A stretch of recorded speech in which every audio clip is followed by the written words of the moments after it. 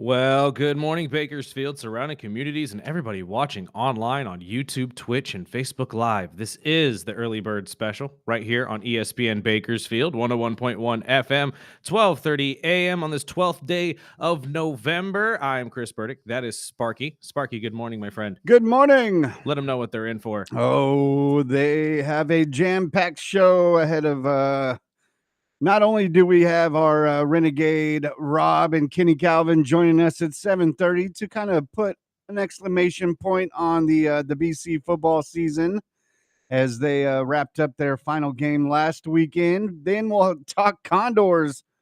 And why would we be talking about Condors? Because they have a homestand this weekend, and we've got a family 4-pack of tickets. If you'd like to win them, you can call or text in anytime during the show at 661-842-2000. We'll talk to Ryan Holt at 8. And then Ed John Burden at 8:30, local comedian. He's got an upcoming show with our boy Anthony that he can talk about. Plus, it's Waiver Wednesday. So we'll help you with two teams that we've got are pretty much the medical tent team. We'll help you build your team throughout this week. And I believe there's 3 or 4 weeks left in fantasy, so I've got a couple things I want to throw in. But we are the Early Bird Special. You can call or text in with your lineup questions, anything you want to get off your chest at 842-2000. And who better to help you with your waiver wire than two people that have to deal with it every single week just to be relevant in their fantasy football leagues. But I believe in us. I do too. We're champs. I'm still there. I'm still in the running of the playoffs, and that's all that matters. It's underdogs. And I just need Joe Burrow back. And we just told you guys yesterday, Thanksgiving, right around the corner. I hope he does come back. Could you imagine if the Cincinnati Bengals come back and maybe not take the division? Let's say the Ravens take the division, okay?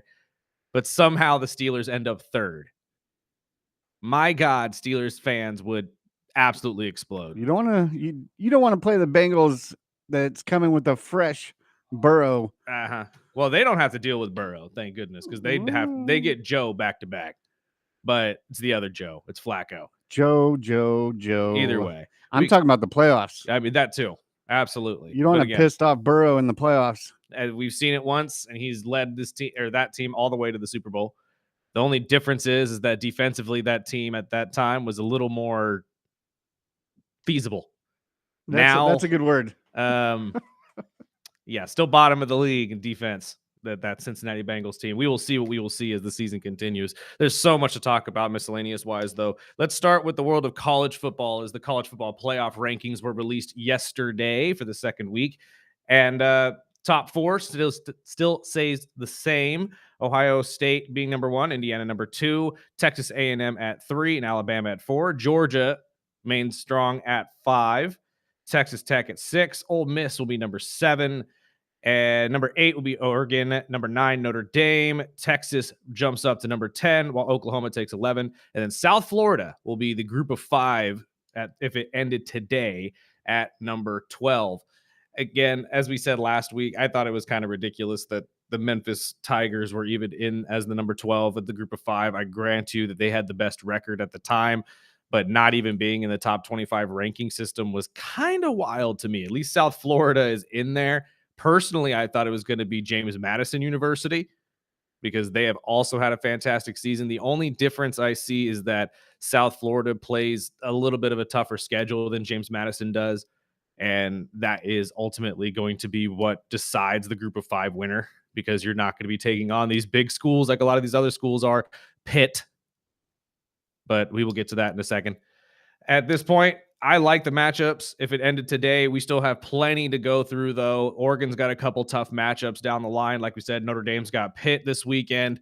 If Pitt shows up, we'll find out. We told you guys yesterday the Pitt coach is pretty much, I don't know, Spark. I mean, we said it yesterday. It's safe to say that they're not even paying attention. Narduzzi is just sitting there saying, you know what, I'm focused on the 2 ACC games afterwards, which still would potentially get Pitt in at least a consideration into the playoffs. You take on Georgia Tech and beat them, and Miami, who are both 16 and I believe 15 in the rankings as of right now. But I'm not 100% sure if they're even going to be paying attention to this game, which means Notre Dame might just trounce them by 100, like the coach said. God only knows.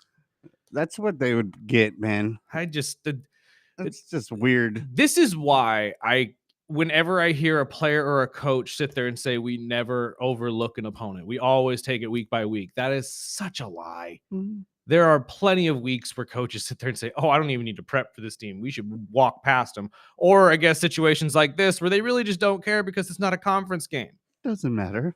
It But just doesn't matter. it does, though. It does when it comes down to wins and losses. When you look at the ranking at Pitt, and by the way, for those of you who have no idea what the heck we're talking about, University of Pittsburgh, the Panthers have a massive game this weekend that College Game Day will be at Notre. Well, they will be playing Notre Dame, number 9. But the head coach said, I believe it was yesterday or the day before, that he couldn't care less about this game, that they could lose by 100 and he really wouldn't be paying attention. Do we have the audio? Do you feel like this is a must-win for this team when it comes to something? Absolutely not. It is not an ACC game. I'm glad you brought that up. It's not an ACC game. I gladly get beat 103 or 110 to 10 in that game. They can put 100 up on us as long as we win the next 2 after that. But again, our focus is on Notre Dame and getting as many wins as we can. I get what he's trying to say. He's focused on winning an ACC championship. I totally understand that. But you can't overlook games like this. This is the biggest game that your school has seen in a while. You should be focused on taking down Notre Dame. And maybe that's just me being a salty USC fan. I don't know. But at the same time, I mean, you want your coach to address, okay, we're on to this week's game. right. But to completely overlook it and just look forward to Georgia Tech and Miami right afterwards is just a little ridiculous to me. I mean, I know he probably doesn't mean all of it, Right. But I mean, just to come out and say that doesn't look right as a head coach. Not at all. And I mean, and at this point too, in this day and age where head coaches are being fired left and right, I would be very, very cautious of what I say in the media. I mean, say if you are an alumni or somebody that cuts checks for this team or for this college, and this is what you're hearing. Well, I get it. I understand that it's the facts that what he is basing the season on. Right. But either way, you have a game that people are going to be at. Mm-hmm. And you're just to say, oh, it doesn't matter. And that's a great point, Sparky, because think about in today's day and age too, we're in the day of NIL. And this is a college game day covered game, which means there's going to be TV reporters and there's going to be, obviously, it's going to be on television. Promotion. Exactly. And you want kids sitting there saying, I want to play for Pitt. I want to go there. And to sit there and say, oh, yeah, I'll lose 100 to 10 and not care. That's weird. I don't know a lot of players are going to be like, you know what? I want to play for that guy. That's a great mentality. And as a father, you think my son is working out for this team and this team is reaching out. I'm like, nah. Exactly. So it's a weird look. Again, it is what it is. Pitt's doing what they can to make the playoff, I grant you. But it just, to have 3 ranked opponents, especially 3 playoff potential ranked opponents, back to back to back, and to sit there and say that the toughest one of the 3 you're not really focused on, weird. Just weird. I'm sorry. We mentioned that yesterday, and I didn't mean to rehash it, but it is what it is. But again, as I said last week as well, I still don't see anybody that's going to be taking down the Goliath that is Ohio State. I mean, I'd love to sit here and say Coach Cignetti has a chance with number 2 Indiana, but Ryan Day and Ohio State are a completely different animal right now. I know people sit there and say this college team could beat an NFL team. I genuinely believe this college team could beat certain NFL teams. They really could.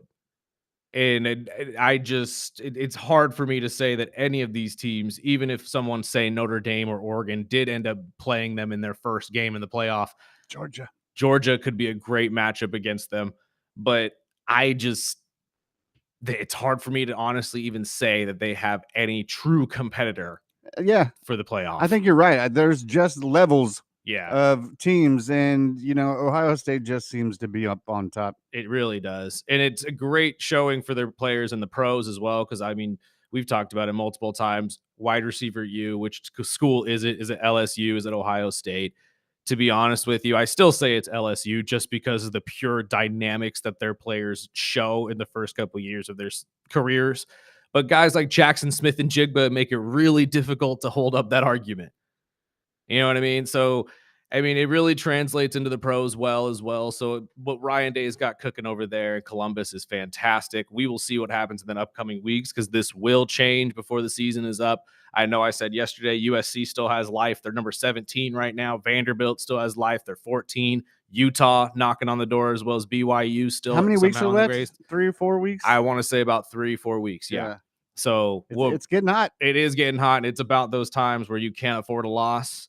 So it's going to be some very, very exciting college football here in the next couple of weeks. Let's take a quick break. On the other side, there's a whole ton of news we can get to in the NFL. Jair Alexander stepping away.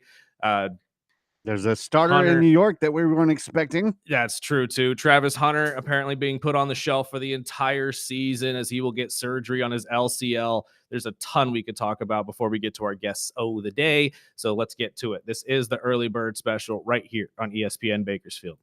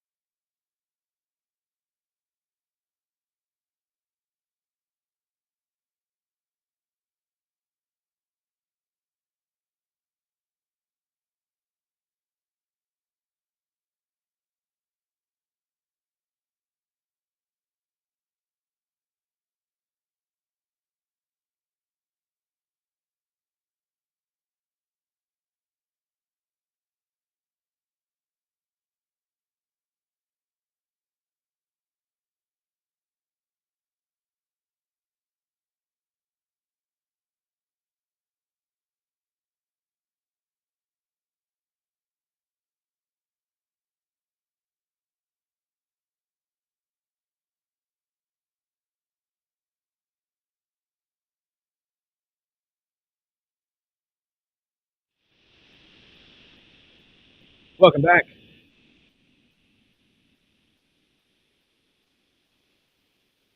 I know this is Metallica, but for some reason it gives me Power Ranger vibes. I have no idea why.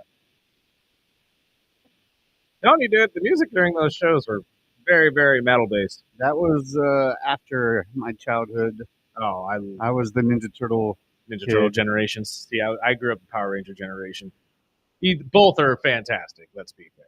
Although, don't go back and watch either of the movies because God, they're awful. Oh, no way! Oh, come on! Have you not watched the Mighty Morphin Power Ranger movie? It is god awful. I've never seen it. Terrible. But I've watched all the Ninja so Turtles bad.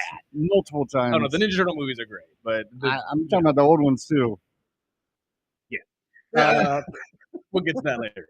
Before we leave the world of college football, I totally forgot about this story, and I pitched it to Sparky during the break. We have to talk about it very quickly because there is a development in the Brian Kelly situation.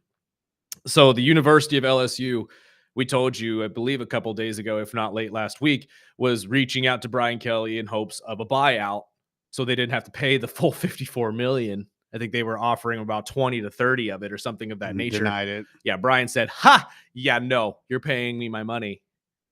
And now the college has gone to lengths to say that the coach has not fully been formally terminated from the school. And now they're looking to fire him for cause because there is a clause within the contract for cause that would technically wipe the debt clean. All of it? All of it. Wow.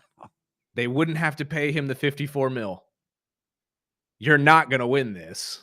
And to be honest with you, in my personal opinion, outside looking in, especially after what we heard from Governor Landry. I was going to say, unless he has the governor behind him. At this point, this is just really looking like petty work. Just pay the man. You had the athletic director set up a contract with him. You agreed to that contract when it was signed.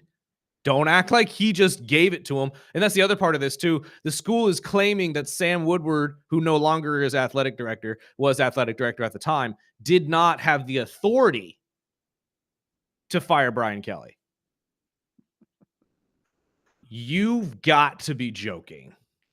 Because that was the first thing we said when this happened, was he had to go to the board to get authority to fire Brian. Did that happen or did it not happen? Are they going to backtrack that one too? And honestly, that guy's no longer with the school anyway, so they're just going to call him a liar. So After the governor bashed him already, and I mean, this guy. All of this is just really looking like petty work on the side of Louisiana State. I don't like it. I'm not crazy about it. I know this is politics and this is how things work sometimes, but in my personal opinion, you signed him. You've had him there for a couple years. We all knew it wasn't a great fit. We all knew that he didn't like being there and you guys didn't like him. He didn't like you. Now stories are coming out that he didn't even care for the kids that played there, barely even knew their names. Didn't talk to him, didn't do it. Yeah, what is this the one he had to make an appointment to talk to your own coach? You had to make a literal appointment just to see him. Like, come on, man. We all saw the writing on the wall. Mm-hmm. I mean, again, when the season started, the first coach we thought that was going to be fired was Brian Kelly. And what was the reason I gave you? Because he hasn't won nothing. Every time they start out all the way up here, maybe one, and sometimes in the top 5, if not number 1 in the nation, and plummet down to the bottom by the end of it. So it was a bad coaching hire. My question is, do you think with all this extra drama, do you think that is going to steer other player or other coaches to even deal with LSU? I think it's going to come with a big old caution sign. Yeah. Because, and a big contract. Yeah. Because that's the other thing that I'm thinking too, is that they're going to try to lowball you. Yep. And they're going to dig themselves in a hole where they're going to have to pay double what they're expecting. That's why I'm assuming they're going to have to reach out for either a super young coach that's looking to make a name for himself or somebody that's a coordinator in the NFL. The cheaper route. Yeah. And say, hey, just like Eric Bieniemy, we could help, we could bring you down to the college level and you could be a head coach down here. Will it work out or not? We'll find out. But I just don't see any coach really sprinting to take that job anymore, especially if they know this could potentially be their exit. Yeah, you think Gruden wants to do something like that? Exactly. And that's really going to be what kills this organization. And that sucks because LSU has been one of the best football schools in the entire SEC, if not the entire country. For a long time. And it's terrible to say, but this just looks petty. Like, this really does. The more and more you listen, they're like, read up on it, the more it just sounds like they're just trying to get out of paying this guy. But again, like I said, you set up the contract initially. You were okay with it when they gave it to him. You could have easily told the AD, no. Let's backtrack this. Why do we have to pay him $54 million if we leave? Like, why do we got to give him all of it? That doesn't make sense. They could have easily done that at any point in time during the hiring process. They did not. Pay the man. Just pay him and get over it. Yeah, just get over it. That's the biggest. I don't know. It's one of those things where I get it. I do, because a lot of money is being spent here and not a lot of people want to spend that money. But at the end of the day, you guys signed the contract. You should be, the ones abiding to it and just moving on. Just, if not solely for the reason that Sparky just gave, to show your next coach that you, in good faith, won't do it to them. It was already petty simple. when the governor came out. Now it's just getting worse. Right.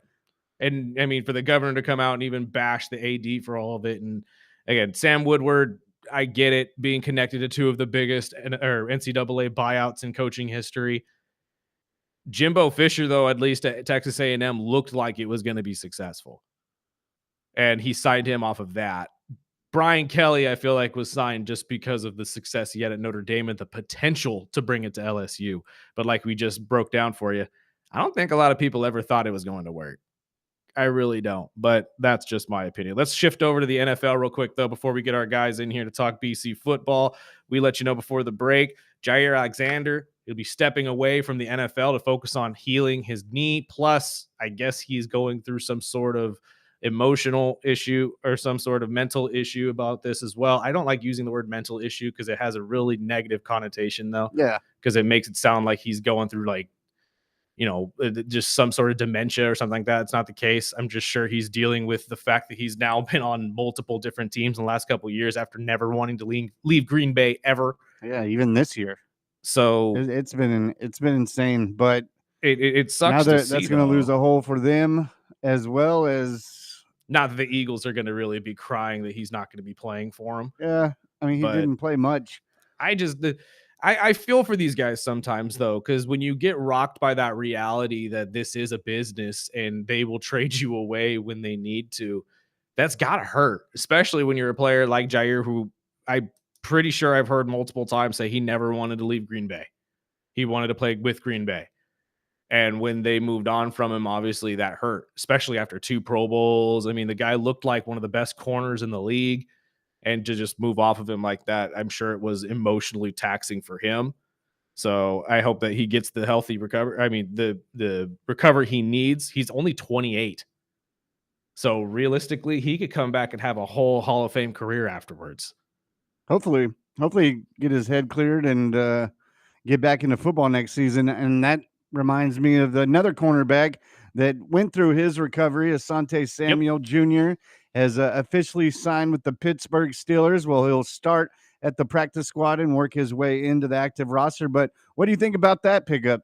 He's going to be one of those guys for them eventually. I guarantee he sees the field probably within a week or two, and to see him and Joey Porter Jr. on the same team together is going to be pretty cool. I mean, it's a big need for Pittsburgh that's been dealing with it. They've moved Ramsey to safety after a couple injuries, and Ramsey has looked.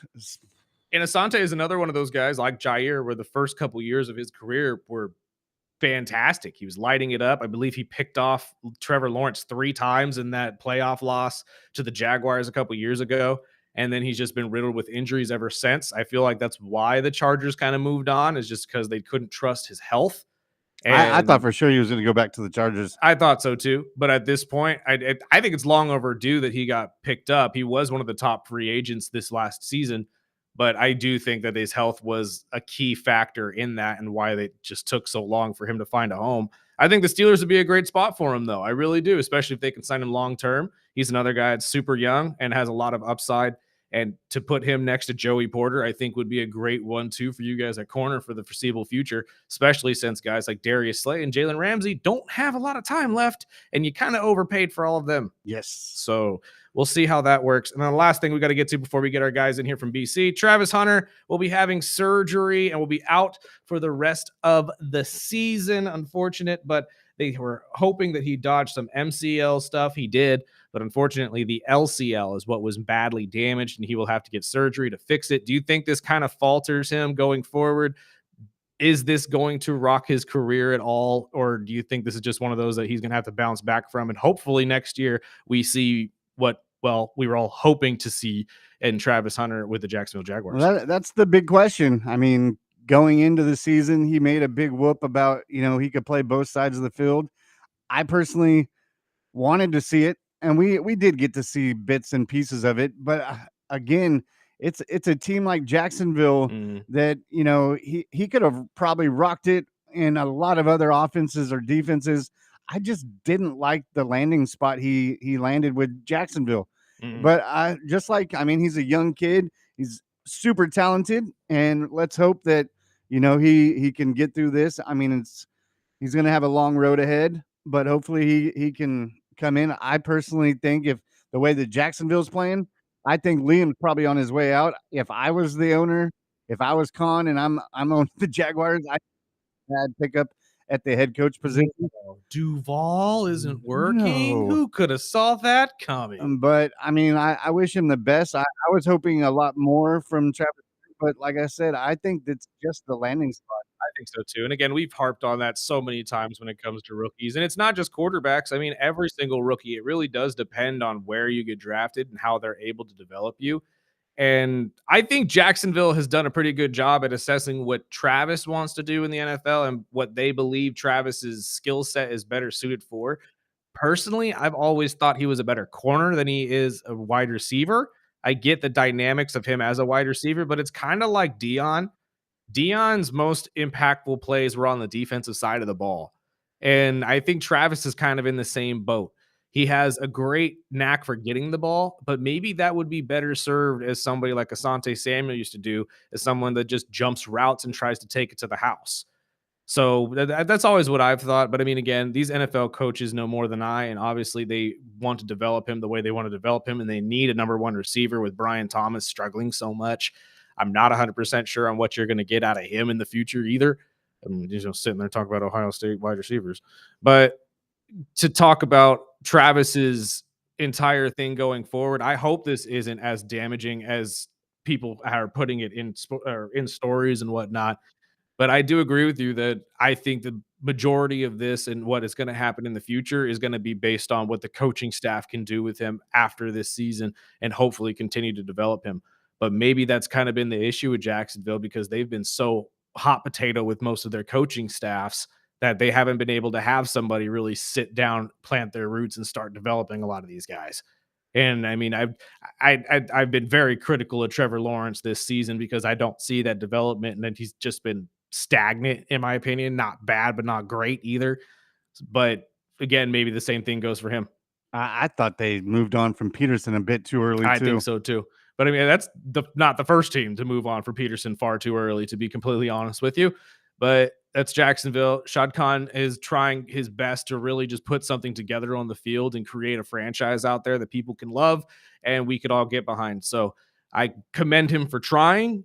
I just don't know if the guy helping you make those coaching decisions is the right guy, much like the New York Giants. But hey, Joe Schoen still has a job right now, and I'm still trying to scratch my head on that one. But maybe it's a Nico Harrison thing. Maybe we just got to wait 6 months for them to finally figure it out. Let's take a break. On the other side, we'll talk to our guys from BC one final time. Kenny Calvin and Rob Chavez. They had a heartbreaker out there, the College of the Canyons, but we got to talk about this entire season as a whole, plus where this program is going on top of that. And I would love to talk to Kenny as well about his family's service as veterans. I apologize, as Veterans Day was yesterday. So this is the Early Bird Special. We will be right back after this break.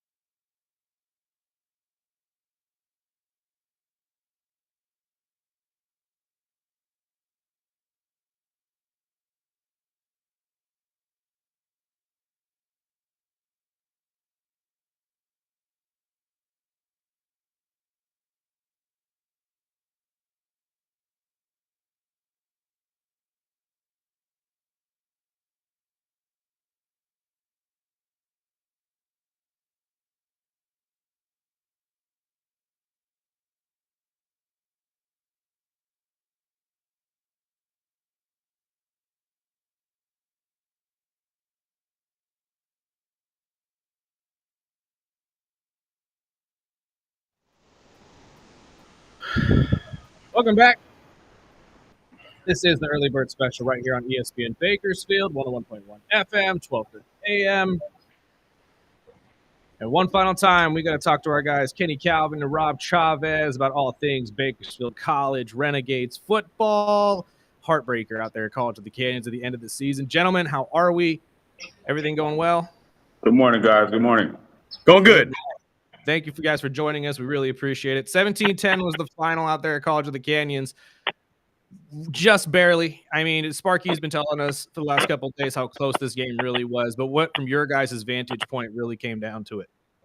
I think we just ran into an inspired Canyons team that dominated the football on both sides in the trenches. Their defensive line came out and played with some intensity and shut down that dominant running game that we've had over the recent weeks. You can tell that they went in and said, hey, we're going to do everything we can to force the quarterbacks to make plays downfield.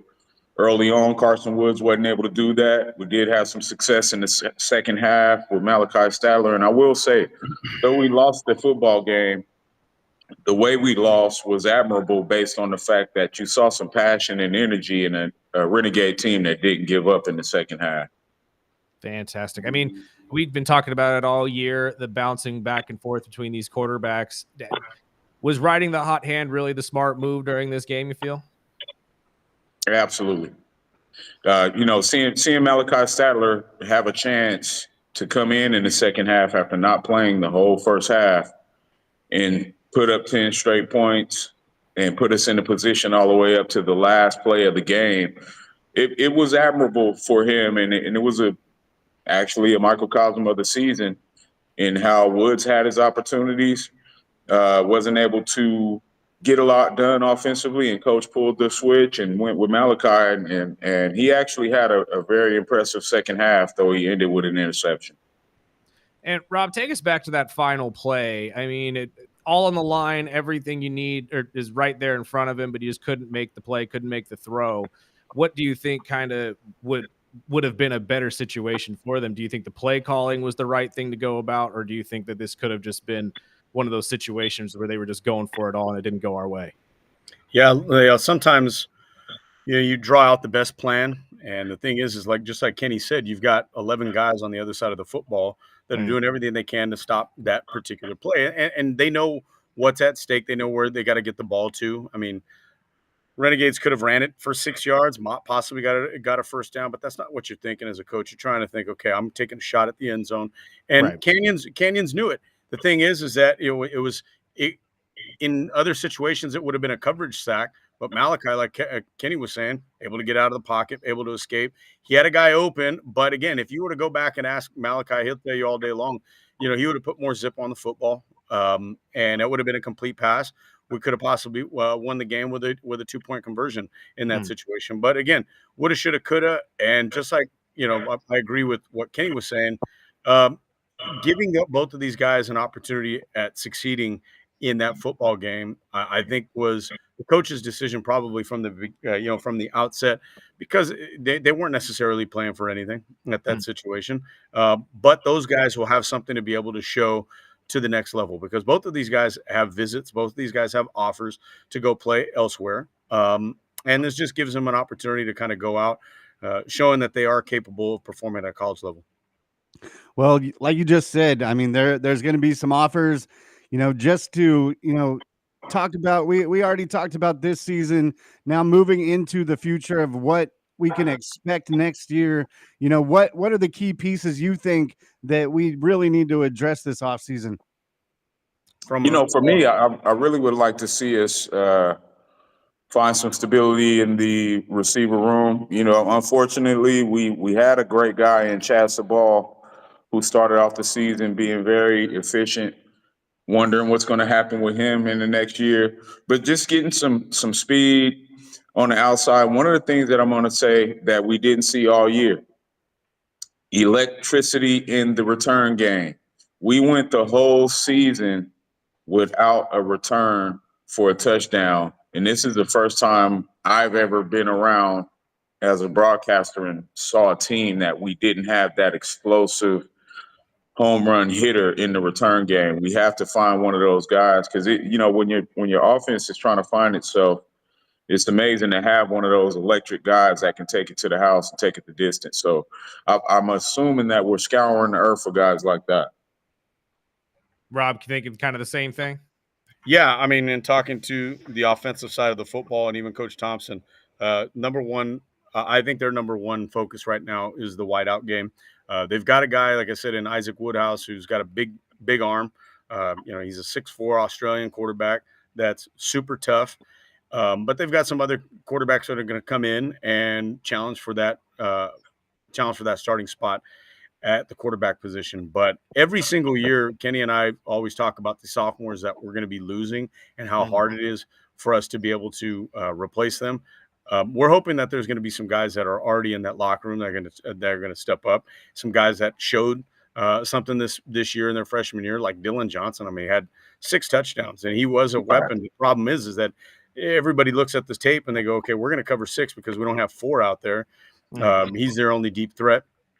Now you got the kid in Alexander, the tight end, who's going to possibly be back, and he showed some flashes of brilliance as well too this year. But on the defensive side, it seems as if they reload every single year. We've got a lot of guys that are going to be that aren't going to be there on the line, especially Mario Rivas, who's essentially that anchor on that defensive line.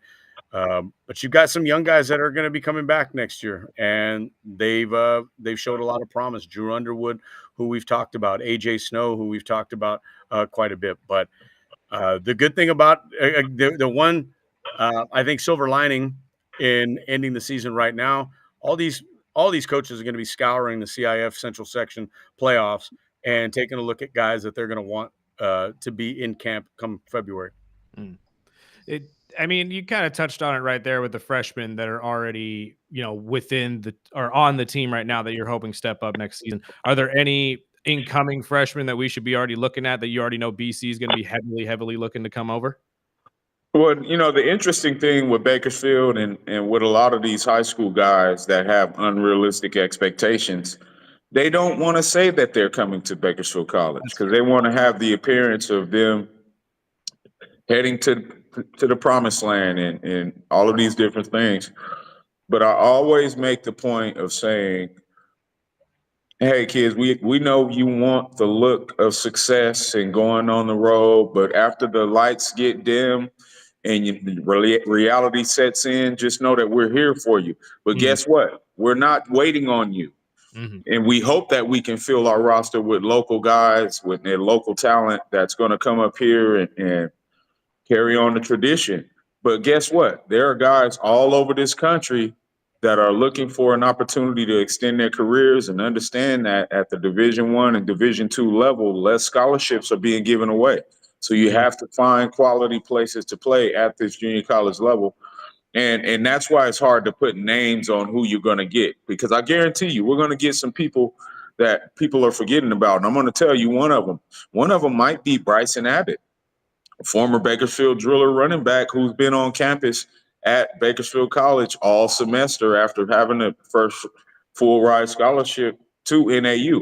He's been on campus every day as a student, watching his guys go through the process, seeing some of his former teammates take the challenge of being Renegade. So don't be surprised if you see the best running back in the city from last year as a Renegade this upcoming fall. We love hearing that. That's a fantastic get. And I mean, it goes back to what you've said a couple times, Kenny.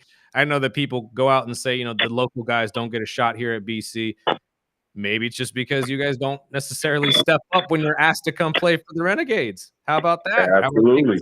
Yeah, sometimes people feel as if they're a little bit above that. And right now we're living in, with Gen Z, they're all about the Instagram moment. Right. They want to be able to put on their story they got recruited, by X, Y, and Z college.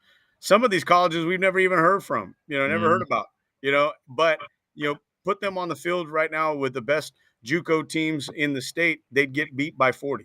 So realistically, what they need to look at is that junior colleges in today's landscape are just as competitive, if not even more athletic than a lot of Division twos, and definitely more athletics than the threes and the NAIAs. And a hell of a stepping stone. We've seen it over the years. 100%. Players that come out and play for BC. I always bring up Rashard Matthews, one of my favorite receivers. Ended up playing with several NFL teams, but my Miami Dolphins. But while we have you here, Rob, I got to bring up the firing of Coach DeBall. And what do you think about the Giants keeping the GM after all this? Ugh. I mean, at this point, what's the GM essentially going to do? Realistically, they're going to get rid of him, because again, when you've got an owner who's like, look, I need to fire somebody. We'll fire this guy. We'll get to you later. I just need to make sure that you're taking care of, what we have to take care of right now for the next 10 weeks. And then once we get to, the end of the regular season, we're going to get another guy in there. But again, I'm not necessarily a big fan of, bringing in retreads. I hate the fact that I see Mike McCarthy's name that's being mentioned. I'm not a Cowboys fan, and I used to love watching Mike McCarthy get beat when he was on the sideline for the Cowboys. But if I'm going to want a retread, and if you've got a guy that loves the particular franchise, has brought a winning attitude wherever he's gone, except for this year because it's college football, it's Bill Belichick. You get a guy that you can have in two roles. You don't need a GM. You got him. You bring him in here, and then he can bring in a lot of other guys too as well too. So again, two birds. And his girlfriend. Yeah, exactly, exactly. And now again, I'm not going to say the entire tweet, but I seen the funniest tweet yesterday. It said if they bring on Belichick, then you have a chance to have two young ways on the sideline. And I'm not going to say how the other pronunciation of Young Wei Koo.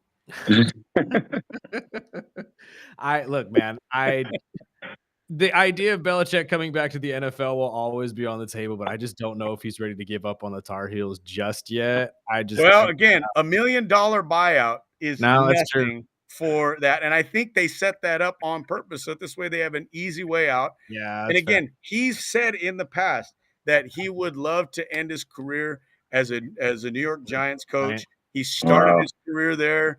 Again, he's 74. You get the opportunity to have him in there, placeholder, get everything in order there, and then you can groom whoever is going to be the next head coach. God, he's making a very, very cogent argument. I can totally see him with Jackson Dart, and they already have. You mentioned. Yeah, think about that. He's got four fantastic guys on both sides of the football. Four top number one draft or first round draft picks on each side. It's true, and I mean, you're probably going to have a top 3 pick after this season too. Yeah, if you're ever going to actually convince Bill to come coach for you, it'd probably be this year. You're absolutely right on that one. I don't know. We'll see what we'll see. I just don't think Schoen is the right guy that should be leading your coaching. No, I really don't. We're talking about the guy that sat there and said, we don't need Saquon Barkley. Yeah, we could throw him away and we'll be fine. Yeah, the only other guy that I think that brings that kind of excitement to something that I would be all right with, and again, he wasn't necessarily successful for my Trojans, would be Lane Kiffin. That's the other one that everyone keeps saying. Yeah, at this point, he's being thrown up for literally every coaching job. I mean, he'd be able to get Jackson Dart again, and you've seen how he did with Jackson and Mississippi. Yeah, that's fair. Absolutely fair. Kenny, real quick before we let you guys go, I do want to talk to you about something. Yesterday was Veterans Day. You have a rich history within your family of veterans. I know that your son is also a veteran. Talk about that and what that day means for you guys and your family and just what you guys were able to do yesterday. So symbolic, because I have 2 Army sons, both full retired in recent years. My dad's an Army vet. It's bittersweet, because I do have those moments of, hoping my dad was still here and going out to the Veterans Memorial Cemetery and reflecting on his passion as a soldier and the life that he chose. But definitely just a beautiful moment yesterday, seeing the older veterans get their flowers. It's one of the most undervalued and celebrated, situations in the country, I would say. I mean, I don't think we do enough for our veterans. And having a son who's had issues with PTSD and, after 5 deployments, and understanding that it's not all peaches and cream for these guys because they have all their bills paid and everything. That's one of the things that I had to explain to one of my brothers who, appeared like he may be thinking that my son has an easy road. And I had to remind my brother that, hey, the things that your uncle has went through, have turned into lifelong trials for them, and they make it look easy because they drive nice cars and all the bills are paid, but you don't understand the pain that goes with it.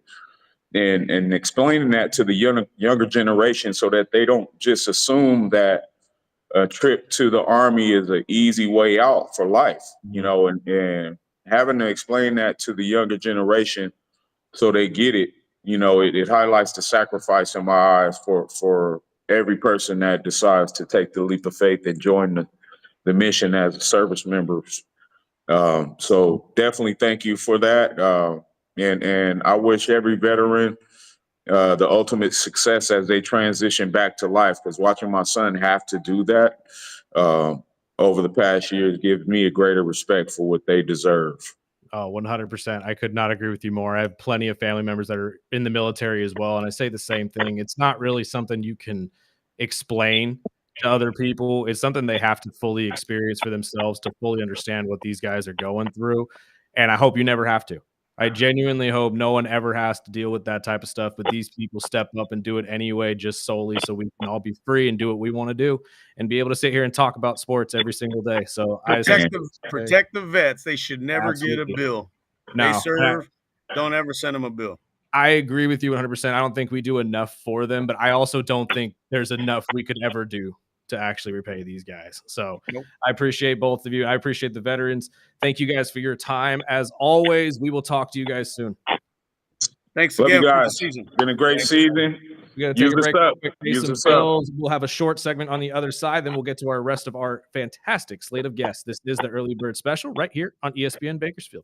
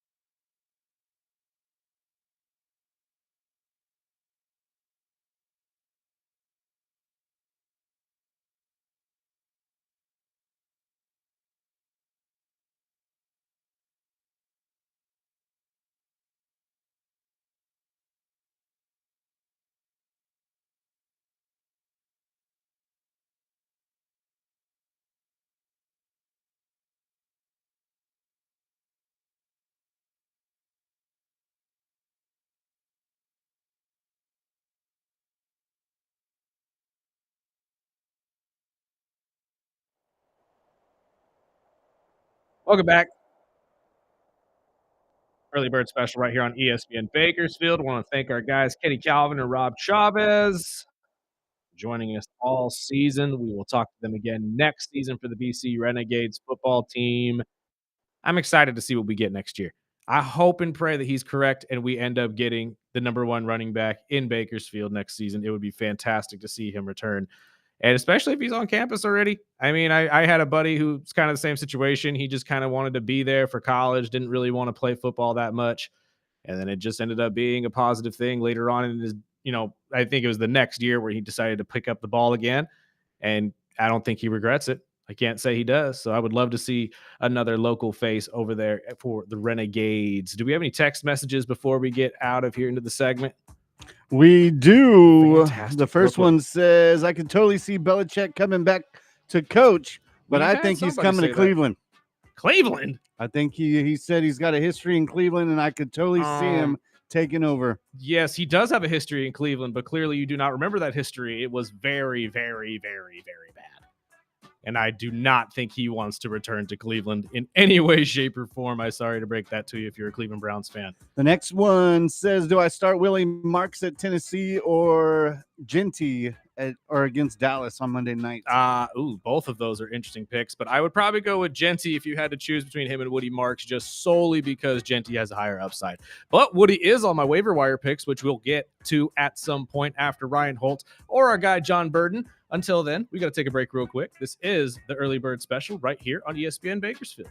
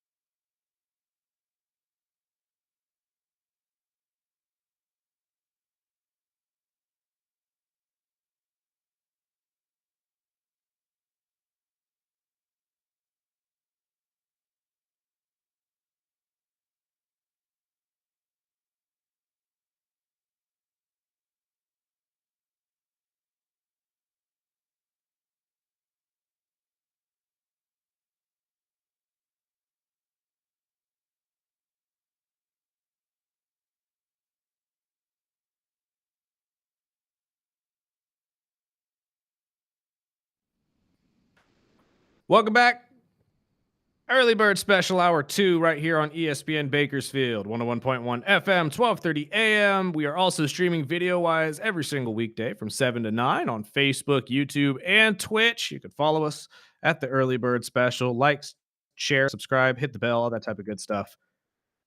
We got to talk Bakersfield Condors as they had a fantastic homestand over the weekend, unfortunately falling last night to Coachella Valley 3-6. But we'll be headed back home here on Saturday for Youth Jersey Giveaway Night as they will take on Coachella Valley. And to talk about that and much, much more about the Bakersfield Condors is our friend Ryan Holt from the Condors. Sir, how are you? I'm good. What's going on, guys? Oh, not a whole ton, sir. Fantastic weekend of hockey, obviously, here at home, beating up on Henderson a little bit, which you called. We have a good homestand against the Silver Knights, but losing to Coachella Valley last night, 6-3. What ended up happening in that game?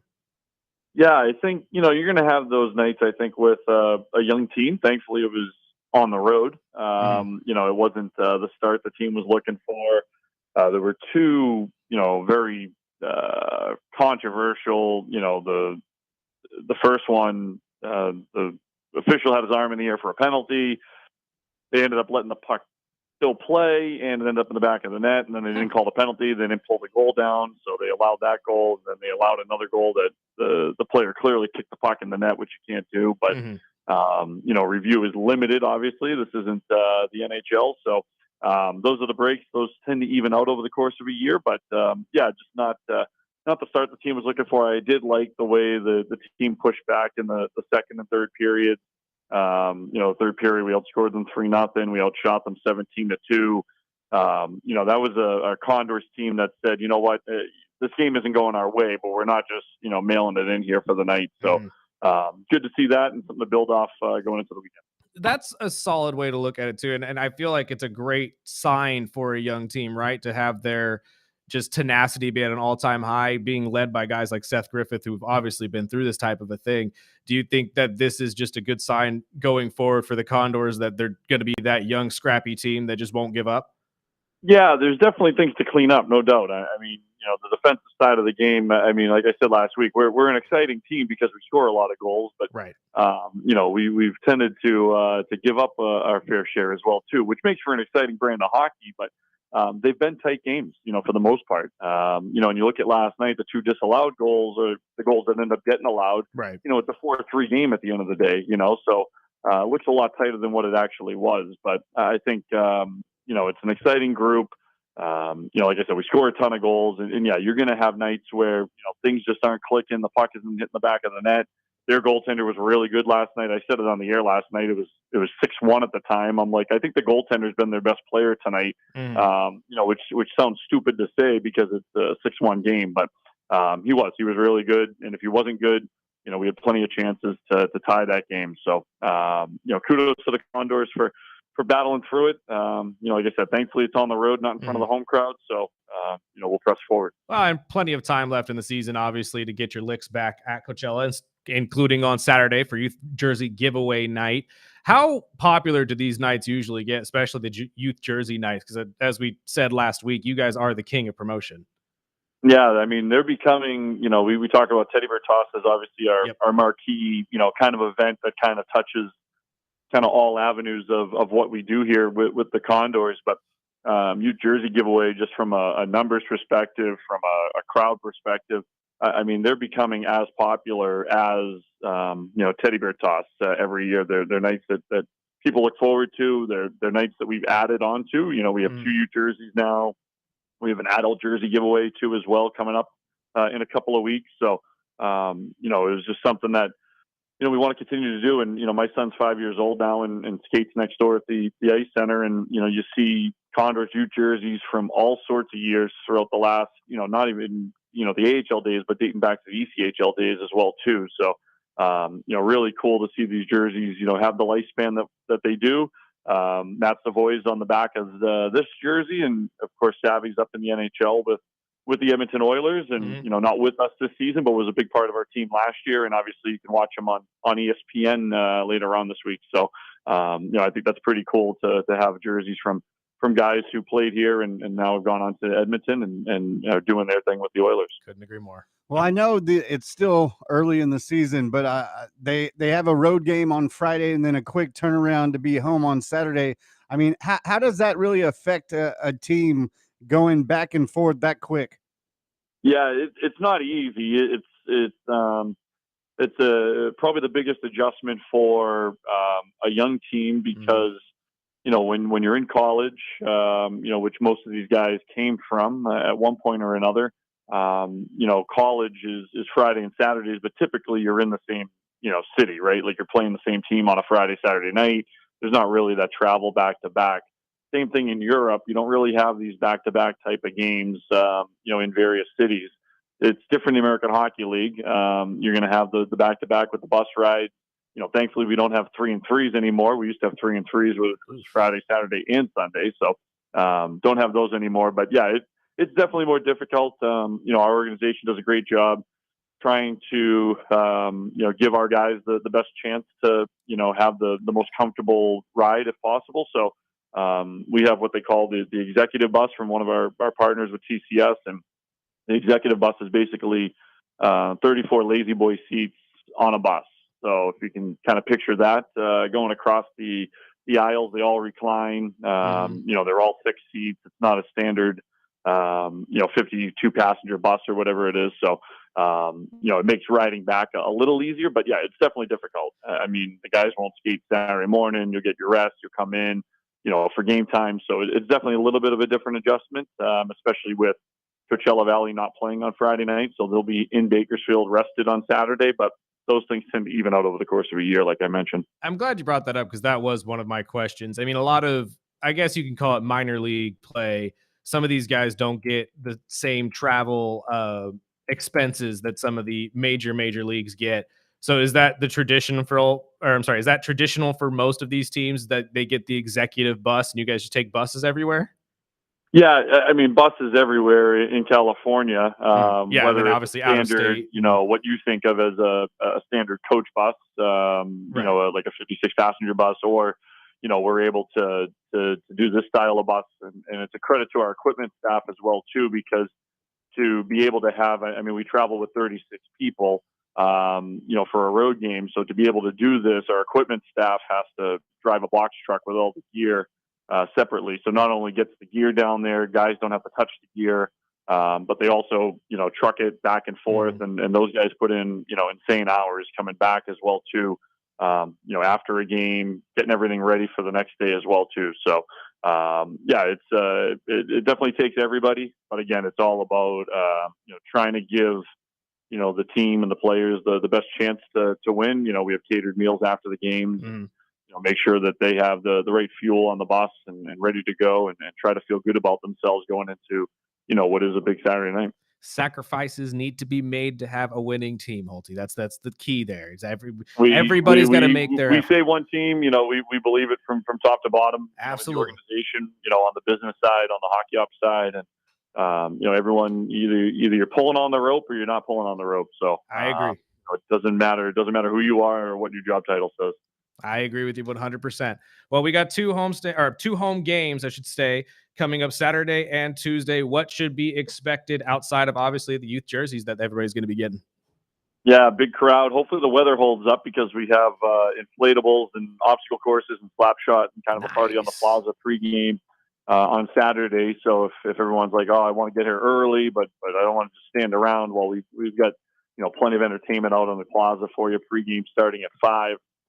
Doors open at 6, and then obviously you want to be here as early as possible for the youth jersey. First 2,000 kids, 12 and under, will get one. So that'll be cool to see on Saturday night. And then, Tuesday night, our first Taco Tuesday of the year. So it's $2 tacos and $7 margaritas all night long. So,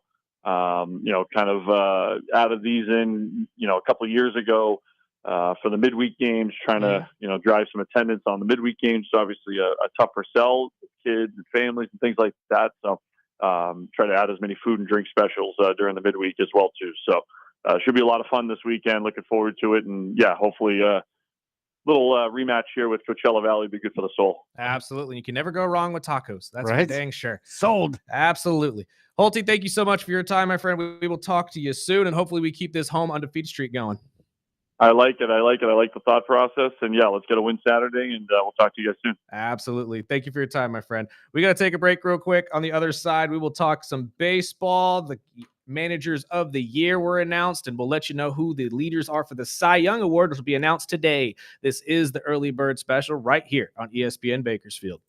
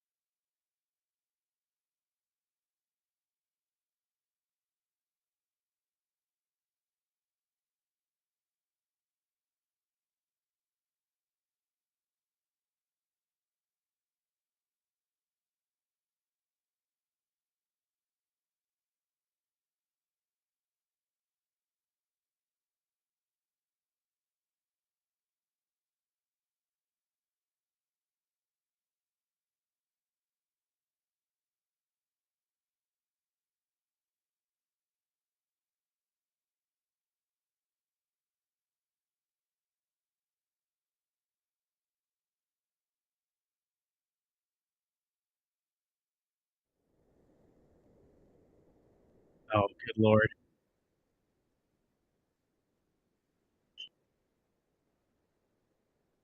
Really?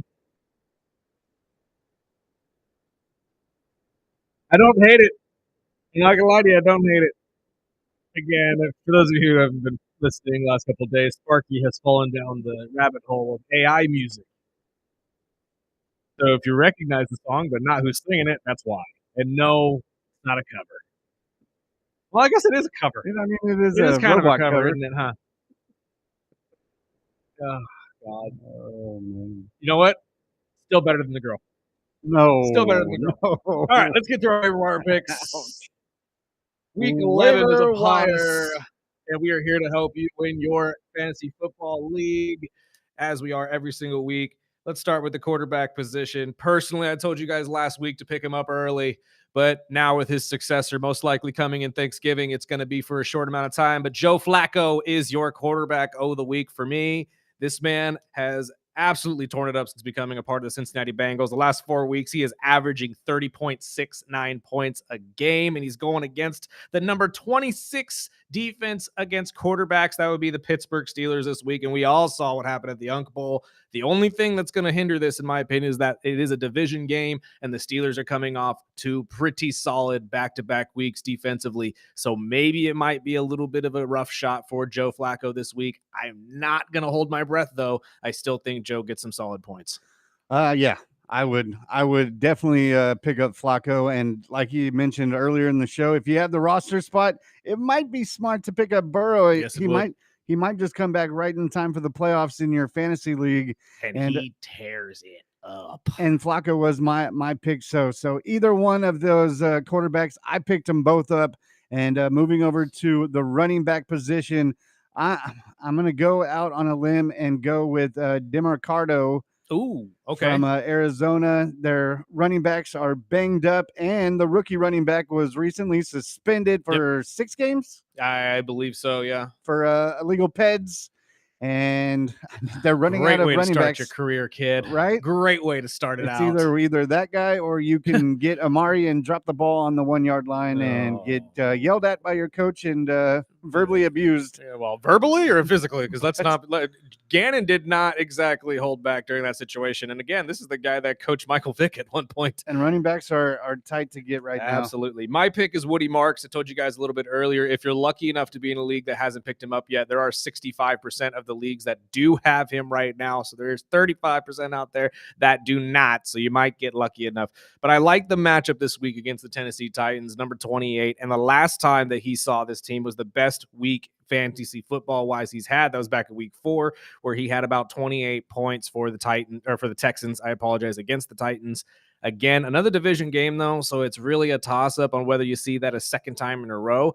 But with as bad as the Tennessee Titans have looked, I think it's a fair shake to at least say that the likelihood of him getting somewhere in the 15 to 20 range is pretty dang high, in my personal opinion. Let's shift over to the wide receiver position. I think I told you guys to take this guy last week, to be honest with you, but I've also slept since then, so forgive me if I did. But Tez Johnson from Tampa Bay, I'm telling, the last couple of weeks I have been saying this just because obviously Chris Godwin out, Mike Evans out, and now the 2 rookies are being leaned on to essentially be Mike Evans and Chris Godwin. And Tez is doing a fantastic job going back to Godwin numbers. I mean, the last couple of weeks, last 3 weeks in general, he's had 20 targets, an incredible increase, 15 points average, so 3 touchdowns, and he's going against the Buffalo defense this week, which is skeptical. I like Tez Johnson to get open for at least a touchdown. I do like Tez Johnson. I'm going to throw in with the wide receivers in Jacksonville all beat up or out for the season. I went with Parker Washington. Not only is he not picked up in a lot of rosters, but the last 3 weeks, 10 targets, 9 targets, and 7 targets. He's had double digits in fantasy the last 3 weeks. And with the share going towards him, I would definitely pick up Parker Washington this week at least. I'm glad you said that, because now that you said that, it reminds me I picked Parker Washington last week. That is absolutely what it was. I think it was Tez the week before that. But regardless, you can't go wrong with either one of these guys. The number of targets that both of them are finding are absolutely astronomical. And the last pickup I have for you at tight end, also because of the amount of targets he's been getting the last 4 weeks, will be Dalton Schultz, the number 12 tight end in fantasy football, and yet only 17% rostered in most of your leagues. That is wild to me. We're talking about a top 15 tight end right now, and he has been probably the number one target for whatever quarterback is playing for the Houston Texans. He's had 32 targets in 4 weeks, averaging about 14 points. And anytime he takes on a top 10 defense, or has in this past season, he's averaged about 11 points against them. He's going against the Tennessee defense, which just so happens to be number 10 against tight ends. But as I just told you, very skeptical am I when it comes to the Tennessee Titans. So I would pick up Dalton Schultz if you are tight end needy. I like the pick, and I am tight end needy, as I believe Gadsden is questionable, and it doesn't look like Kincaid will be playing. My tight end this week, which I have a couple mentions, but the one I was going after is Cade Otton in Tampa with all the injuries Burdick already mentioned. He logged 12 targets last week and 82 yards, and he's seeing an increased volume and a valuable tight end to wrap up the season. But the other two I wanted to bring up was Knox in Buffalo, especially if Kincaid doesn't play. If Kincaid is out, which he is dealing with a major injury, Knox is at least a red zone target, and Josh Allen loves his tight ends. And the other one is, it's escaping my name. The other Raiders tight end, not Brock Bowers. Mike Mayers. Mike Mayers, and he is getting increased volume as well. Even with Brock back, it looks like Geno is relying on his tight ends now that his number one receiver is gone. And I was expecting Trey Tucker to blow it up last week, and nothing. Which is wild to me, because the first, 5 weeks of the season, it seemed like Geno was trying to force feed Trey and really just force the ball to him, especially in that Monday night game against the Chargers. It seemed like every ball was being thrown to Trey Tucker. And I think that will be the case going forward. I do expect Trey Tucker really to step up as at least the slot receiver for the Raiders going forward, and as seasons continue. Geno will most likely not be your quarterback, but it is what it is. I like the Mayer pickup, though. It really wouldn't be the worst situation if you're looking for a tight end. And I know a lot of you are, because tight end is such a sticky position in fantasy football. It really is. Real quick, though, let's get to this story before we get our guy John Burden in here to talk about some comedy and all of his upcoming shows. But the MLB has announced their managers of the year, and both are repeats, I should say. That's the best way to put it. The Guardians, Stephen Vaught, and the Milwaukee Brewers, Pat Murphy, both receiving the honors for the second year in a row on both sides. I mean, both of them well-deserved. Let's be honest. The Cleveland Guardians came back in one of the greatest comebacks / greatest downfalls we've ever seen from the Detroit Tigers. Even though they got bounced in the first round of the playoff, doesn't really matter. You still came back 15 games and took that entire division away. I think that should at least warrant you getting a consideration, if not winning the whole shebang. And to be honest with you, Vaught, former player, fantastic manager in this first 2 years. I think Cleveland's found a fantastic guy. And then Murphy with the Milwaukee Brewers, I think this was also a handout. Best team record-wise in the MLB. The Brewers had no business being this good. They really didn't, but they were the number one team in MLB, and that by itself should get you the manager of the year, in my opinion. Cincinnati's Terry Francona and Philadelphia's Rob Thompson were also mentioned as possibles for the NL. You also had Toronto's John Schneider and Seattle's Dan Wilson. John Schneider could have potentially been a great one. I think Seattle's also would have been a great argument, just solely because of what you saw out of Julio. Saw out of Julio and Cal. I apologize.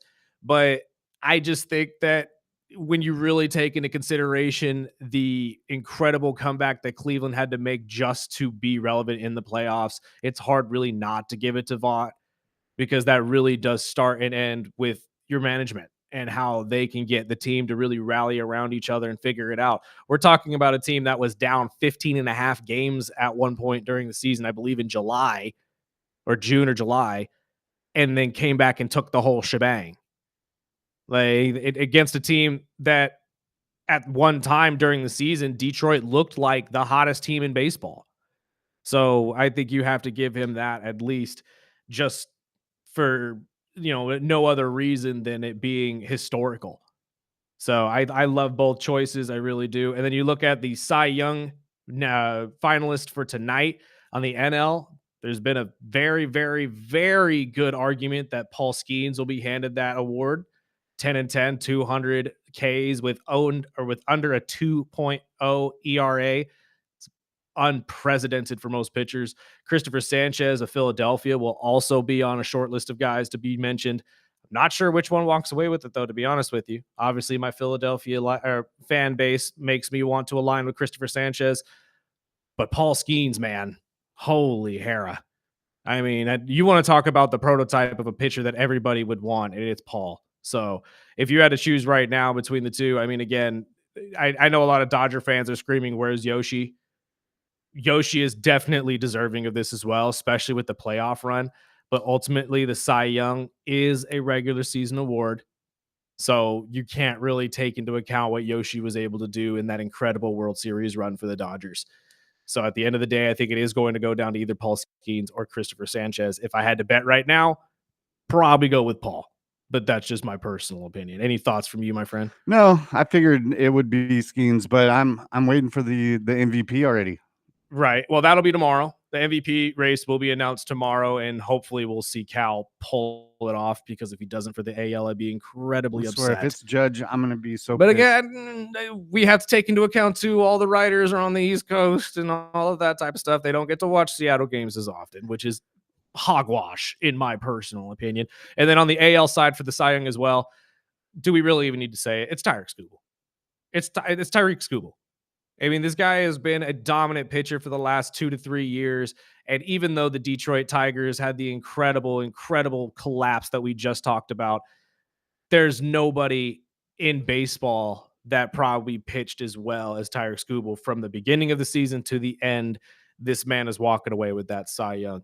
But as Sparky just said, we'll be awaiting both the MVP award tomorrow and the Cy Young Award announcements today. We'll give you those tomorrow morning as we can. We got to take a break real quick, though, get to our final guest of the day, as John Burden is waiting for us in the green room. Hopefully he will let you or make you guys laugh a little bit on this Wednesday where we could not.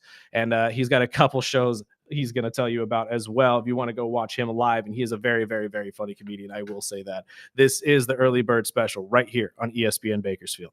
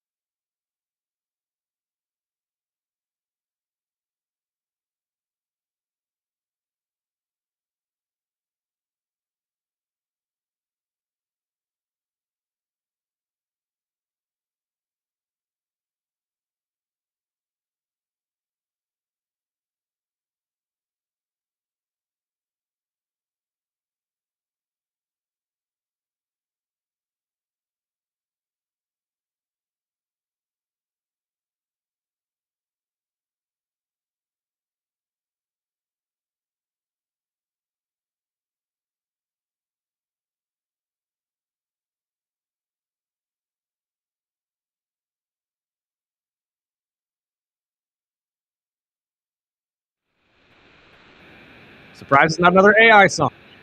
Is this AI? It is? No. I was going to say, what the heck? They just rip it off the same song? That's unfair. This is the Early Bird Special right here on ESPN Bakersfield, 101.1 FM, 12:30 a.m. We are also streaming video every single weekday from 7 to 9 on Facebook, YouTube, and Twitch. And we have our final guest of the day with us. Mr. John Burden is in the house. Sir, how are you? Good to see you. Hi, how's it going? Oh, can't complain, man. How's everything going with the comedy scene? I know you have a show coming up here at Roosters, right? Is that what you told me? Yeah, Wisecracking at Roosters. We're going to be having one next Wednesday at doors open at 6, and then we start at 6:30. We're featuring 4 pretty good comedians around town, and then an open mic afterwards. Fantastic. I don't know. I go to Roosters every so often when I can get downtown, but they don't normally do comedy, huh? Nope. Apparently, I was sitting there, and after your 10th whiskey sour of in the course of a month, they offered me a time to put 10 on in a a show. month, man. I could do that. What, every 3 days? Shoot. That's awesome, though. So this is a first for you guys as well. Who are the other comedians that are going to be on stage with you? So the 4 that are happening are going to be Trevor Chavez, which is a great friend of mine, Christian LeBeau, Okay. a great comic as well, Heather Silvis, and of course a friend of the show, Anthony Howdegate. Oh, okay. So you're going to get some foot jokes up there then. Exactly. Yeah. Well, that's awesome. So, okay, you said this is how long are going to be the sets for all of you guys compared to like the open mic afterwards? Yeah. So this I like. The show that I want to run gives us a little bit more breathing room. Mhm. So the featured people are going to get about 10 minutes. Oh, okay, cool. So, giving us a little bit more, hopefully some more stories about feet. And then afterwards, if you want to stick around, there's also going to be more of the open micers, and they're going to get like the normal 3 to 4 minutes. Okay, fantastic. Well, I mean, that'd be cool to at least get a full comedy show and then into an open mic. I don't think I've ever been to one like that where it's kind of like you guys are just encouraging everybody who's there at the bar, like, hey, come try it for yourself and see what actually works out. Exactly. I see it as more of like a way of like people who show up get like a good show from people who've been doing it for a while. Right. And then because they're all warmed up and they want to stick around and maybe see more of like the comedy that people are working on. For the comedians, the crowd's warmed up, probably ordered a couple drinks already. That's and what so I was they're ready gonna to say 3 or 4 whiskey sours in yourself. You can probably jump on stage. Just don't take my show. Oh, there you go. Oh, man. Well, this is cool because I feel like that would take away a lot of like the pressure for a lot of these people who have never done it before, like once you see a comedian go up there and do it for 10 minutes, it could also be, intimidating because God, that set might have been really, really good. But then you're sitting there thinking, you know what? Like these guys are just going up there being goofballs for 10 minutes. Let's see what I can do for 3. Yeah, You know what I mean? exactly. How many times have you told yourself, like after a couple of drinks, you finally have the courage to talk to somebody, right? Right, exactly. Like now it's just talk to a bunch of people at once and try to be whole funny. Well, that's the problem is when you get the guy up there that thinks he's funny or is literally trying to be funny. Because that's personally when I usually feel people fall flat on your face is when you're trying to be funny. But that's when us comics get the most laugh. Like True. when we laugh for ourselves. True. That's Watching absolutely people. true.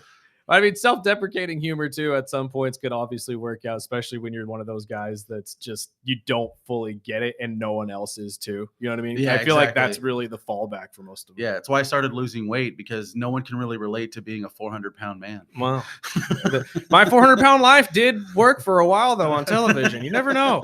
You never know what can happen there. So if you're a local comic or you're new to it, I mean, how do they sign up for the open mic part of it? So we'll have sign-up sheets. They are going to be limited, so earlier the better. So come in like right when we open. The sheet. And then basically, if you want to bring people, that's probably going to get your name a little bit higher on the list. But yes. Fantastic. I mean, again, I got to go check this out solely because it's at Roosters. Yeah. I was telling you during the break, I used to go in there every so often when it was Syndicate and it's like bounced around names so many times. I think it was Gatsby at one point. But when they changed it to Roosters, when the new management came in, they lightened it up a little bit, made it more, I guess, music friendly is the better way to put it, because my buddy goes in there and will perform country every so often. I really think they've livened it up quite a bit. Oh yeah, I absolutely love that bar. I mean, I've never been a big person that went down to bars, but Same. Ever since they've opened, the fact that they have live music, every Friday and Saturday is amazing. And it's, you get like really good bands that come in, you get like the local heroes. I mean, if you just want to sit down and have a fun time and barely hear whoever you're talking to, they're great. Like, well, that's what I was always saying, because it's like when they would bring in the DJs and stuff, when it was Gatsby and Syndicate and it was always dark, it was packed in there. It's like, God, this bar could be so much better if you just lightened it up a little bit. Like, I don't have to turn my shoulder and be afraid that I'm going to knock the drink out of the person next to me. Like, I love the way they've really opened it up and like just are kind of changing it up in there a little bit. Yeah, for sure. Hopefully we get more bars like it as well, just because, you know, music can sell things and get people in the door. So, 100%. And live music here in town always sells every single time. We have so many just talented people who just are part of a band just for fun. And the only time you get to see them is in these dive bars and stuff like that. And I mean, I know you said that your guys' thing is from 6:30 to 8, right? Because they have something coming on afterwards and all that. They do have a guy who does bingo there, and he does like covers and his own songs, like in between calling out the numbers or something like that. No, hey, you know, bingo's awesome. And now here's Wonderwall. Right? That would be awesome, dude. Right? That's what I'm thinking. love bingo, first of all. But no, we've talked to Trevor, and you know, he does the open mics on Mondays over at Firehouse. Is this going to be a weekly thing, or is this something you're kind of testing out for Wednesdays? This is going to be more of a monthly show. Okay, cool. And so, you know, this is going to be our very first one too. So if you want to see it from the ground, you know, and going, like, come out this next Wednesday, the 19th. Okay. Yes. Yeah. Not I'm today, terrible with dates too. Wednesday. But no, monthly. Yeah. Awesome. So, okay. We usually talk about the people who have never really gotten into this and want to do the open mic part of it. Obviously, you're doing this as a feature show at the same time. For comedians that are listening that want to get into that part of it, how do they get in contact with you for maybe not obviously this show on the 19th, but for future shows that you could potentially be doing? Yeah. So the first thing I would say is show up consistently, right? Well, Bakersfield now has, you know, 2 solid open mics. The Well's going to be opening back up here soon in January. So there's going to be more opportunity to just be a part of the scene physically. That's going to be your biggest thing. If I see you, there's going to be more of a chance that I can hear you and see if you're ready. Right. And then we have like a Facebook group, you know, Bakersfield Local Comedy, that, you know, you can always like try to reach me out through there, or my Instagram at, you know, Jaybird88. But yeah, that's really going to be the main things that if you feel like you have 10 minutes, show me enough consistent sets that it shows me that you have 10 minutes. Okay. Yeah. No, I like that idea. Just, you can't necessarily just walk in and be given 10 minutes. You have to actually prove it in some way. That's a great way to go about it. Yeah, for sure. You never know exactly how good these guys' sets could potentially be. And I mean, we were just talking to Anthony the other day about how he'll go into open mics just to solely test some different jokes and whatnot to see if they work. So it's like, obviously this 10-minute set is going to be based around stuff that you know is going to be working. Exactly. So, I mean, that would make more sense to me. But I mean, just reaching out to you personally, though, on Instagram would probably be the best route to just get started, though. And yeah, just showing up. And then having like a reel or a set. Like, I know like some of the more professional comics, some either outside of town or in town, they'll have like, you know, they've recorded their sets and they'll give like a highlight reel. The best ones that I've seen have been like no editing. So like they just have a really good solid 5-minute set or even 10-minute set. And then, yeah, it just kind of shows me without a doubt, like, that you're ready, you know, because like, even when you're testing stuff out, as you're testing stuff out, you have so much space to play with that you can keep the crowd going. So you can still have like, you know, jokes that you maybe done 1 or 3 times, but you can still get the crowd laughing and having a good time. Absolutely. So what is it? Is it just that you're looking for is more crowd reaction from a lot of these guys? Yeah. I would love to try to help make people laugh and make sure that you do the same. I mean, 10 minutes, man. 10 minutes. 10 minutes is a long time on stage, dude. Like, and people don't really realize it either. I feel like I've always told that to people. You're one of 2 people. Either you walk up there and you can just talk your ear off and it seems like it goes by in a minute and a half, or you're one of those people that just goes up there and it could feel like it's an hour and a half. And usually you find out very quickly which one you are, because it's something that's just innate in people. Not everybody can step up on stage and just grab a mic and start telling jokes. That is true. And a lot of these people that I have on my first show, they've been doing it for years, right? So I have a whole, like, full confidence that they're going to be a really good act. Right.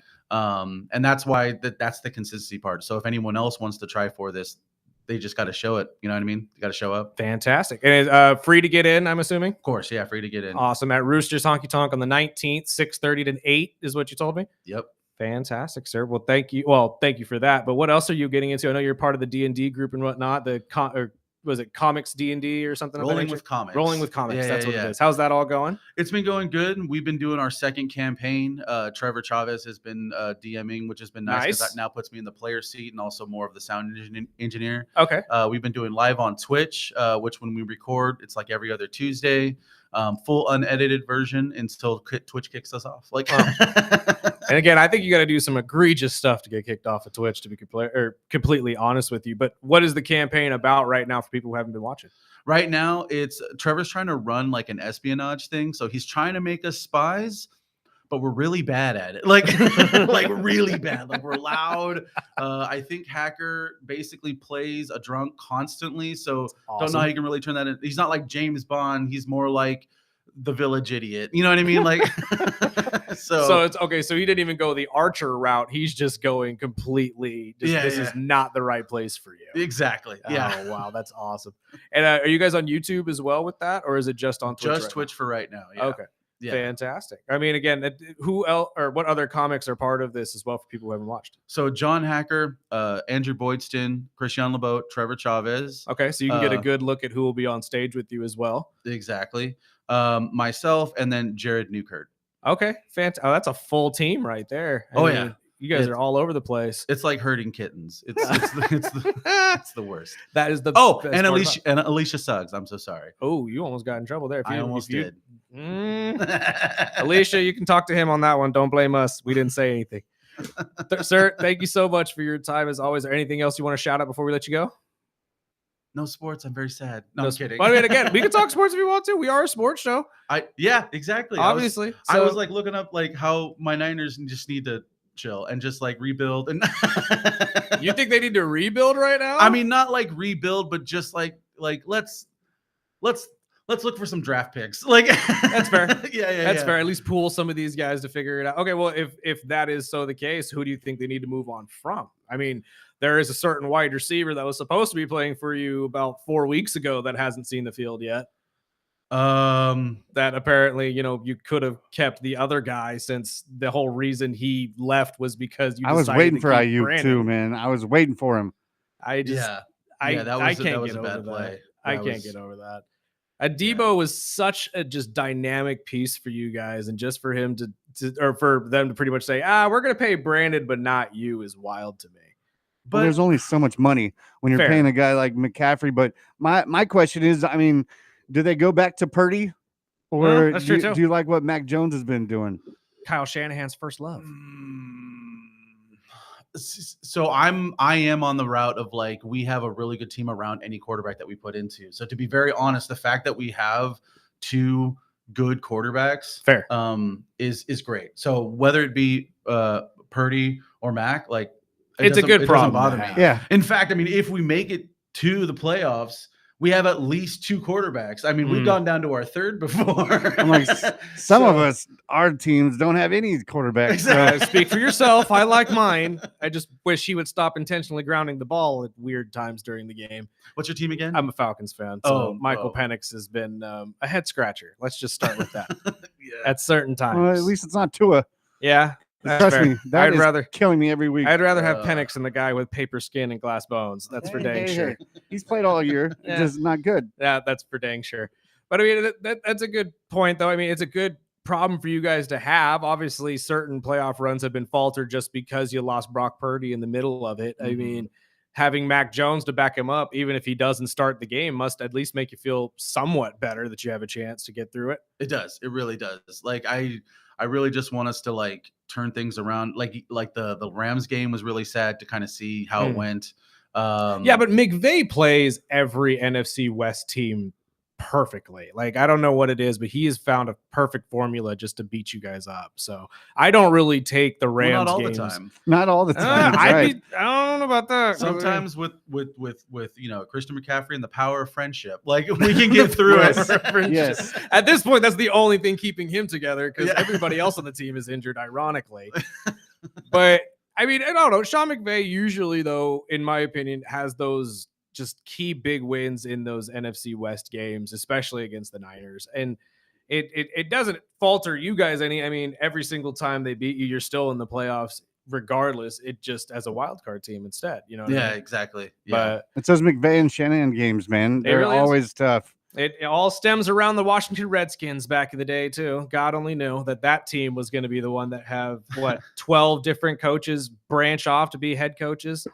But at this point, I mean, I don't think any of those teams are actually complaining that they found a new head coach. I think Sean McVay and Kyle Shanahan have done a pretty dang good job for everybody. Yeah, for sure. I would think. But so you're thinking they need to kind of rebuild and restructure. What position do you think they need to look for the most?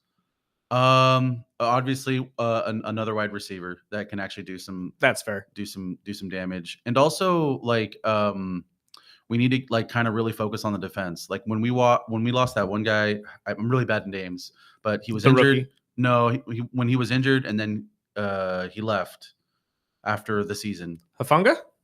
No, Are we talking about the safety? No, it was on defense. I mean, there's a long list of players we could go down that. That's what I'm thinking in my head. I think you got it right though, because when you think of the Niners, you're thinking those tough defenses that they've had, and not only just these injuries, but like players like Chase Young that is gone.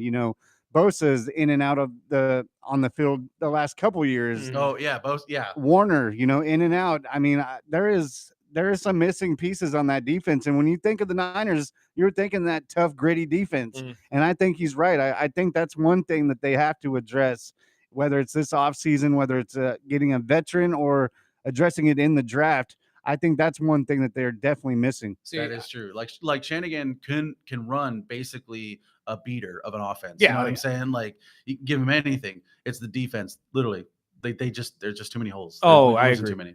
But see, my thing is when I look at the 49ers, I'm looking at the future, and I think the biggest need that you're going to have here in the next year is going to be offensive line. Because the minute that Trent Williams retires, I mean, we talk about how good the defense is for the 49ers. Let's not forget about how good the offensive line has been historically with guys like Joe Staley and a lot of these other guys. You've needed a cornerstone at left tackle, and without it, I mean, I don't know if Kyle Shanahan's offense is going to look any good, especially if you need to keep guys like Mac Jones and Brock Purdy upright and not injured. Yeah, that's true. So I think that I agree with you. The defense needs to be addressed, but if I'm looking in the draft, I'm looking for a lineman right now, just solely to be the heir to Trent Williams when he inevitably retires. Well, it's coming. I got my leg pressed to about 600 the other day. There you go. Maybe I can try out. Look, man. Boom. Any walk on, I think at this point will be accepted because they need bodies on that team. I don't know who voodoo hexed you, but everybody's just dropping like flies this year due to the injury bug. It's still that Madden curse from even. I'm just telling you, we got the next Vince Papali right here in front of me. All right, sir. We have run out of time though. We appreciate you being here so much, and good luck on Wednesday. We will be there. I hope to be there. We'll continue to pump it up. Absolutely. Yeah, thanks, guys. We can't wait to see you guys, and thank you so much for your time. We really appreciate it. All right, thank you. Thank you. We got to take a break real quick. We'll get to the last of our stories here on the other side. This is the Early Bird Special right here on ESPN Bakersfield.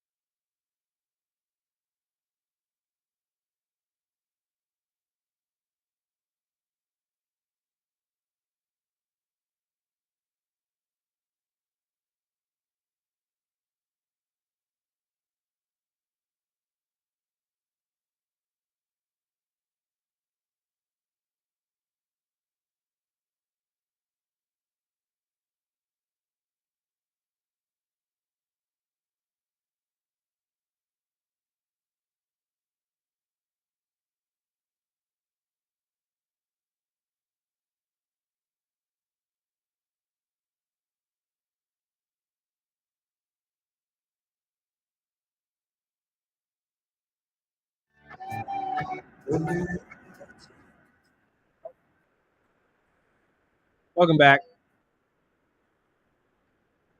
Final segment of the day here on the Early Bird Special. I want to thank all of our guests for joining us. Kenny Calvin and Rob Chavez, Ryan Holt, the Condors, and our guy John Burden. I like that dude, man. I do. He's a good dude. Go out and check out his show at Roosters next Wednesday, 6:30 to 8. You can get out there and get home at a decent hour, and you can go laugh your butt off. Because we got five, technically counting him, fantastic comments, not counting all of you that hopefully will be taking a chance during that open mic right afterwards. It's going to be a lot of fun. Do it. I very much recommend it. Let's run down some of these stories real quick, though, before we get out of here. We'll get to most of these in depth tomorrow. We got our guy Bolt Brady joining us, hopefully make you guys some money. And we are efforting another talk with Rodeo Pro Wrestling. I know they're dealing with some stuff right now. I think we will have them hopefully by the end of the week at some point. But let's start with the story we've already let you guys know about a little bit. Antonio Brown pleads not guilty to attempted murder charges. He's innocent. He is on his way. He didn't verbally say he wasn't guilty. His attorney put it in for him. Smart. But at this point, we will be seeing some sort of court case against Antonio Brown in this entire attempted murder charge. The victim, oh Lord, I'm not even going to try. The victim is claiming that the gunshot grazed his neck. And yeah, the entire situation is sticky. We've already told you Antonio Brown getting into an altercation at a celebrity boxing match in Miami. Security got involved. When security got involved, Antonio grabbed one of the security guards' guns, fired it 2 times. One of the bullets apparently grazing this man, and we're leading towards some serious jail time, most likely at the maximum, I believe, 15 years. Oh, that's it. Yeah. For Antonio. So we will see what happens. He'll most likely see very little of that 15 years if he does at all. The other story that we had to get to, and this hurts my heart, it really truly does, but ex-Falcon Jamal Anderson arrested on suspicion of felony domestic violence in LA. God, I hope this isn't true. Not the dirty bird, please. Please. Anyways, we'll let you know exactly what it is. He was later released on a $50,000 bond. I don't nearly have enough time to get to all of this. And some breaking news from Adam Schefter, Marvin Harrison. Well, his appendix burst, and he had emergency surgery this morning and will be out this weekend against the Niners. Team medical tent right here. Right here. As if I needed another player to go down. Oy. This season. Stack them up. Has just been. No, it doesn't matter. As long as I win gold at the end of it. He was just starting to get some looks too. My record means nothing. That trophy's still coming home. That's what I just got to keep telling myself. We got to go home, though. Tag out with the legendary Rich Eisen. Hope you guys join us tomorrow, 7 to 9, as always. Bolt Brady will be joining us from the Believe Network. Hopefully win you guys some money. But until then, Sparky, let's get out of here.